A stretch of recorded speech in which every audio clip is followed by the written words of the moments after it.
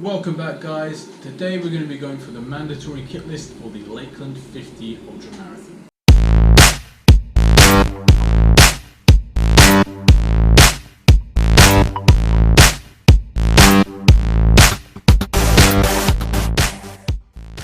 What is going on, guys? Thank you again for joining me. So as I said, today we are going through the mandatory kit list for the Lakeland 50 Ultramarathon in the Lake District.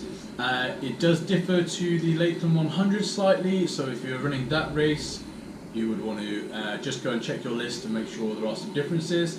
I think like a spare head torch may be one of them. So this is the Lakeland 50 mandatory kit list as of 2019. Of course, they can change throughout every year, but they're most likely going to be pretty much the same. So what I'll do is I'll go through everything that's on the list. There is some stuff which I've added on my own as well. We can do that at the end. And then afterwards I'll show you how I'm going to pack my bag. But let's go ahead and get into it. So first thing on the list is the first aid kit. So there are some mandatory things and then just a few things that I've added in myself. Blister plasters is on there. That's going to be a must, I think. I've also got dressing. A bandage, I've got an extra bandage in there as well, and tape to secure your dressing with. I've also put in, because it's lightweight, it doesn't really take up much room, it weighs nothing, is this foam padding that you can cut up and put in various points of your shoes. So if one part of my foot is getting particularly sore or whatever, I can put that in, just softens it up a little bit. In there I've also got allergy relief tablets and Imodium, because you never know what's going to happen out there. And I've also just got safety pins for the dressing. So that's all going to go into this Ziploc bag. As I want to try and keep everything as lightweight as possible, so there's no point keeping it in a big first aid kit box or anything like that. Everything I've reduced down to get as little weight as possible. So later on we'll show how we're going to pack that. Second thing on the list is the waterproof jacket. So I use this one, it's a Salomon Bonatti. Really good, really lightweight. It does zip up into its own pocket, so you can keep it compact. However, more often than not, I just stuff it into the back of my pack. It fills up the gap pretty good. But for the sake of being neat at the start, we'll wrap it up like this. It does need to be waterproof, not water resistant. So by that, you've got to check the seams, make sure they're all taped. If you don't know what a taped seam is, if you go and look on the seam, you might not be able to see this on the camera. But you'll see a very light, thin, see-through bit of tape that goes over all the seams, obviously to stop any water coming in. So that's what you need to have in terms of waterproof. I really like this jacket as well. It wicks away on my sweat really good. When it's warm but there's wind, it doesn't overheat me. When it's cold, it seems to keep me quite warm. So yeah, really good. Next thing on the list then is waterproof trousers. These are Innovate trousers, I forget the name of which ones they are, but they're really lightweight. You could compact them down even further if you had something for them, but to be honest, where I put them in my bag, they don't need to be any more compact than that. Come with a little strap just to keep them together, but they're very lightweight, but they do a great job of keeping the water out. So those. Next in there is the spare base layer top. So again, I went light but not really super light on this. It's an Under Armour top. It does have to be long sleeved. I'd rather have something in case of emergency that is generally going to keep you warm. But you just need to have some sort of base layer. So that can be quite thin, but it does need to be long sleeved. Next one again is spare base layer for your bottom. Again, they need to be long, so you can't just have short ones. These are, I think they're just a no-name brand, to be honest. They're very lightweight, thin, roll up pretty small. So they're going to go with my top in the bottom of my bag. Those there. Next one you need is a head torch. So I'm hoping I'm not going to be out in the dark for too long on this race. We start at 11 AM, 11:30 AM.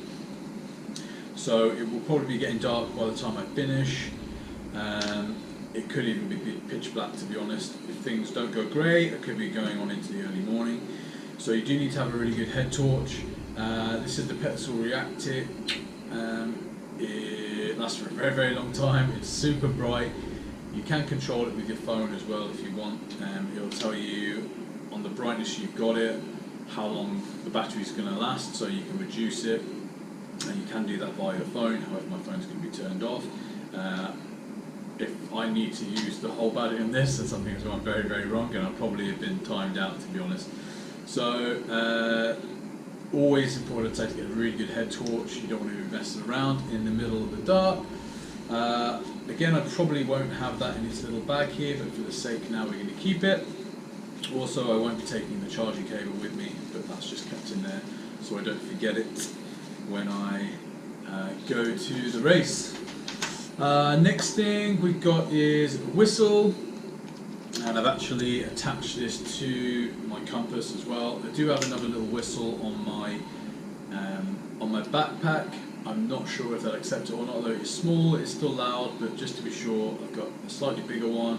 Just picked it up from Blacks. It doesn't really weigh anything. Same with the compass, it's pretty lightweight. I've had smaller ones before, but to be honest, I'm better off to rely on something a little bit better. So compass has got to go in there. We're not, the course isn't laid out in terms of like flags and directions, so you do need to find your own way around. So unless you've run it before, or you think you want to rely on following the person in front of you, which is never really a good idea, you are going to need some basic map reading skills. So it is important, and it is mandatory to have that. Next thing will be a fully charged phone, so that's just going to go in a Ziploc bag in my bag, so that'll be fully charged. Next one is a hat or a buff.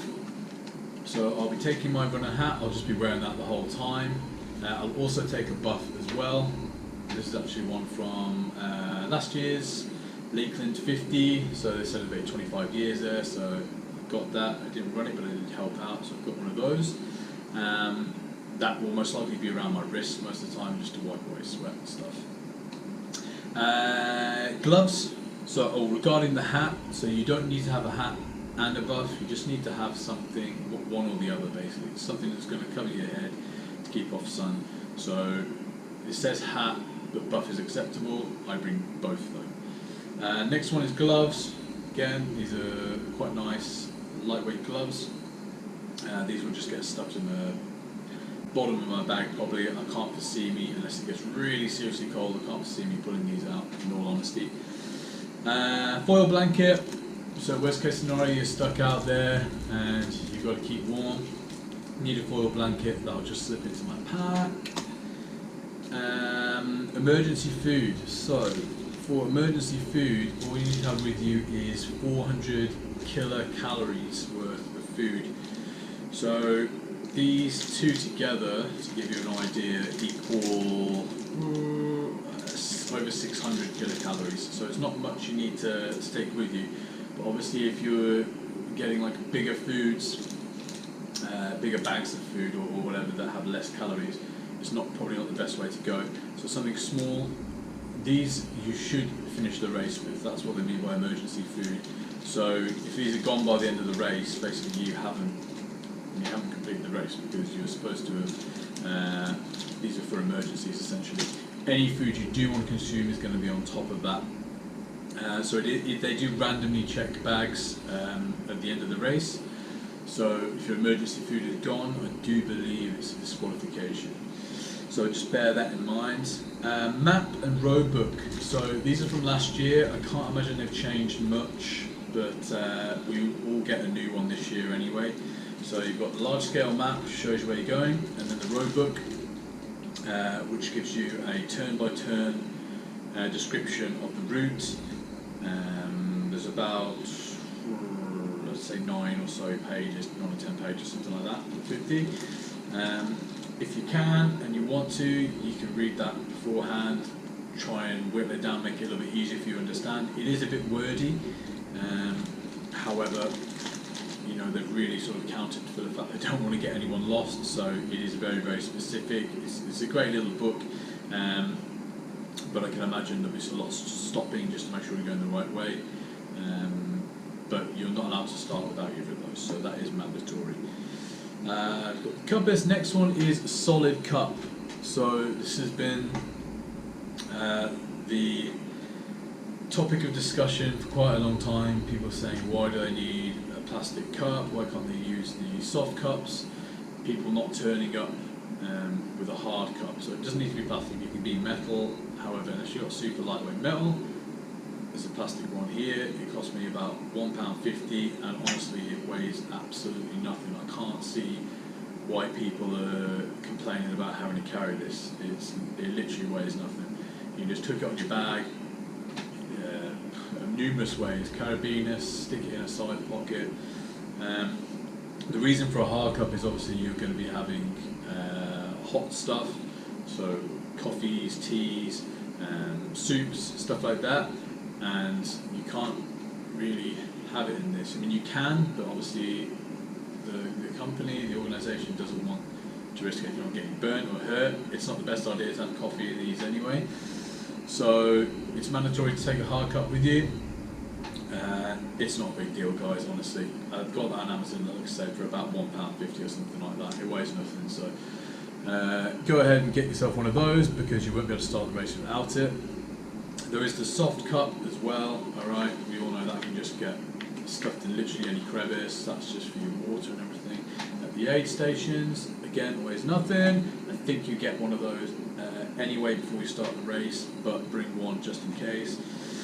Spork, so this is relatively new, I think, on the mandatory kit list, but they're trying to go a bit more eco-friendly, so using less cutlery and stuff, so they're asking you to bring your own spork. I've got no problem with that. Again, it doesn't weigh a lot, I can stick it in many different places in my bag. So that's from soup and whatever else we come across on the way. Again, it doesn't matter much.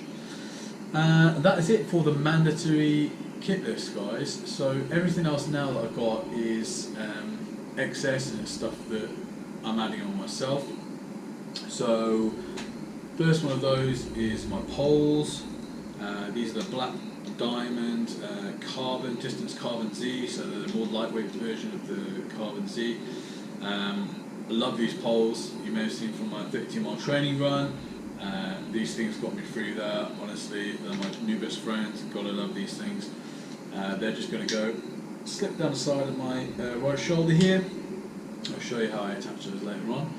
And yeah, I probably recommend getting them. If you've never run with them before though, don't just turn up with them and then try to run with them. You do need to have some practice with them beforehand to make sure you're using them correctly and you're comfortable, and to train your arms, because it does take it out of your arms doing that. Obviously I've got my pack, which is the Salomon Advanced Skin 12, and with that I will have my 500ml water bottles, soft flask water bottles. They'll be full of one water, one energy drink to start. Then the rest of the stuff I'm bringing is fuel, really. So other than this, so toilet paper. Bring a little roll of toilet paper. It doesn't have to be much, it's just in there to keep it from getting wet. So that is going to get stuffed anywhere, to be honest. I'm probably going to need it, for being all honesty. So food wise, what have I got? So there's a little bag of jelly beans. This is just for a little boost, a little kick when I want it. I'm still using these Cliff gels. I do like the taste. I'm bringing probably more than I'm going to use, but I'd rather take more than less. So there's a raspberry one and a double espresso. 2 double espresso, probably one in the middle, and I'm guessing I'm probably going to have one right near the end. I'll need it. But they're basically just like supplements to get some carbohydrates in me quick and easy. What else? So I started using these, which are the High Five 0 calorie electrolyte things. They're just little tablets you pop in. They're really tasty. They don't have the sort of salty. Oh, I don't know how to explain it. If you've ever had like a proper electrolyte drink that isn't like a Lucozade, something like a Diorolite, something like after you've had diarrhea, something like one of those drinks. A lot of the electrolyte drinks taste like that. It's not particularly nice taste. These don't have that. They probably don't have as much sodium in there, like potassium. But that's why I've got my salt tablets. Again, they came useful on my long runs. popping one of those, depending on what electrolyte drink I'm having, 1 hour or less.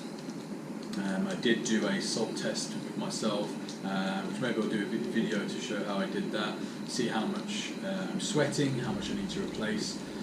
So bearing in mind what I'm taking on with my electrolyte drinks as well, I'll be popping some of those on the race. Peppermint gum, so it tends to be a lot of the time, a lot of the stuff I'm eating is sweet. Sometimes you need to get the taste out your mouth. So this is vitamin, caffeine and ginseng gum. There you go, it's Blockhead Energy Gum, but honestly I think after a while you can just get a sticky taste of things, so that's going to be a nice little change for me. So I have heard a lot about these. So I have this last week just tried a couple of them, which is the whole Tailwind thing that everyone's using. So that is a carbohydrate and electrolyte drink mix. So one of these will do, you can put it in one 500ml, but you can probably split it into two. So that does have a lot of your electrolytes, carbohydrates, all that sort of stuff in it. For instance, this one here, one serving, which is 54 grams. You're looking at 50 grams of carbohydrate in that. And you'll just sip that along the way. So usually I'll start out with Lucozade in one of my soft flasks. I just like the taste of it, and I've always used it, to be honest, and find it absolutely fine. Once I get to first aid station or second aid station and I've run out of that, I'll put one of these in here, fill it up with water, and away we go. So I'll probably take 3 of those with me, different flavours. I'm trying the various flavours at the moment to see which one is the least horrible. I did try the orange one, I wasn't too keen on the orange one, so we're going to try a few others this week and see how we get on. And then I just have my real food to go in, so I haven't made any of that now, it would be a waste, but I'm going to take wraps with me most likely, so I'll have whole meal wraps with hummus, olives, things like that in it, all wrapped up, chickpeas, I know hummus, chickpeas, and I'll make a couple of wraps for me, that'll just go on the top of my pack, so later on in the race I can eat that because I'll be using the aid stations most of the way. However, being vegan, there is only a certain amount of things that I can eat on the way. So that's it pretty much, guys. I'll obviously have my GoPro with me, which I can't show because I'm filming with it now, and I don't think I'll have anything else with me. So there's quite a lot of stuff, however I've made it as light as I can. So let's go ahead and see how I'm going to pack this. Okay guys, so I've got my microphone on now, so hopefully you can hear me better. Couldn't have it on before, a bit annoying, but you should be able to hear me better now. So this is how I'm going to pack everything. The pack I'm actually going to use is the Salomon Advanced Skin 3 12 litre. So there is a 5 litre, a smaller one, and there are newer versions of these now. So this is the older version. I haven't tried the new version yet, but I have seen it. I believe it is missing these back pockets. It's one slightly larger backpack, but I really like these outside pockets for a reason we'll get onto in a bit. So I'm happy with what I've got for the moment, but let's talk through how we're going to pack it. So the main things to consider when I'm packing is basically I don't want anything sticking in my back whilst I'm running. So trying to get the soft things on my back, some lumbar support, whatever I can do to just make it as comfortable as possible. So first thing I'm going to do is I put my base layers, so my top and my bottom, with my emergency food. That's going to go in the bottom of the pack because the thing I should need the least. If I have to use these, I'm in trouble, and chances are I'm probably not going to finish in the race. So I've Ranger rolled them nice and tight, put them in a Ziploc. That's going to go at the bottom of the inside of my pack, right down the bottom, giving me some good support. Above that then, just to add some softening to my back, I'm going to lay my gloves in there, nice against the flat. And the next thing that's going to come in then is what I'm going to call my emergency pack. So this is the first aid pack, but there's some other things in there as well. So I basically compartmentalize things. so I know where everything is and there's not too many places for things to be. So this bag to me is like emergency stuff. What do I need to help me? So other than like food and stuff like that. So in there I've got all that medical stuff we talked about, like the bandages and everything. I've also got my head torch, which I'll need to use later on if it gets dark. I've got my inhaler. I've got nut butter, which we didn't talk about, so that's going to help with my arse chafing. I've put my emergency foil blanket in there, and also my charged phone is in there as well. So that's basically like my emergency stuff. Again, try and make it as nice and neat and compact, so there's not like jagged edges sticking out. You're going to ziplock that, try and get all the air out of it. It's not the greatest ziplock bags in the world, but they're going to keep stuff dry. So again, I've just made that nice and flat. That's going to go on top of the gloves. The gloves will just add that cushioning. All right. The only other thing then that's going to go in the back is going to be my real food, so my wraps and stuff. But as you can see now, I've got a nice comfortable back to that, and there's plenty of room for loads of other stuff in there. So I'll have plenty of room for my wraps and other nice food, and that's the back done. So on the bottom of the back, this is where I'm going to put my waterproof stuff, because it can be on the outside. It doesn't really matter if it gets wet. So one side, I've got my jacket. In the middle there, I'm going to pop my trousers, and actually on that side, that's where my hard cup's going to go. I've run with it there many times, and actually it's not uncomfortable to have there. So the elastic's going to keep that in. It's easy to reach when I get to the aid stations as well. That is the back done for me. So I'm then going to spin over to the front. I'm going to take my spork. You need it to be fairly easy access, so it's going to go in the front right pocket here on the bottom, so I know how to get to that. My compass and whistle, I've got a top pocket here, quite often used for gels, but I found that that slides in and fits in really nicely in there. There is also an inside pocket which you can use for stuff. I'm not going to be using that for anything of great emergency at the moment, but that goes in there. In my other front pocket here, this is where I've put my salt tabs, so they're easy to get to. I'm also just going to pop in that electrolyte behind the salt tabs. So I've got a mix of electrolyte drinks here and different forms of electrolytes. I like to mix it up, otherwise it gets a bit boring throughout the route. What else have we got? So we've got the jelly beans. So these are just going to get stuffed down one of the side pockets here, along with the gels, which are going to be on one side. There we go. And then I've got my electrolyte stuff on the other side. Soft cup, I'm going to stuff in the side as well. Once this is on, all this stuff, this elastic will come down and hold all that stuff in. And they're quite big stretchy pockets, these. So that cup's going to go in there. Gum, again, we can stick in the side. And then the map is the only other thing. So I'm going to fold this down. And I've got these little zip pockets which go into my back. So, that way up. It's a bit easier to do when it's on you.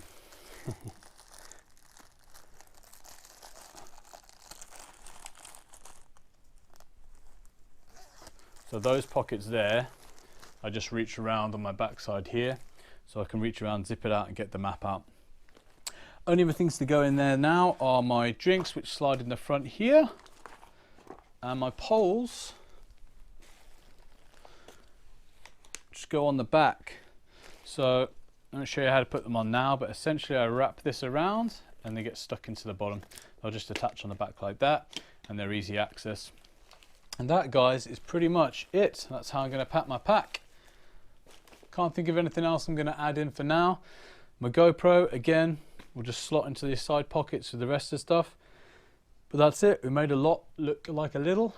It's not overly heavy. We are good to go.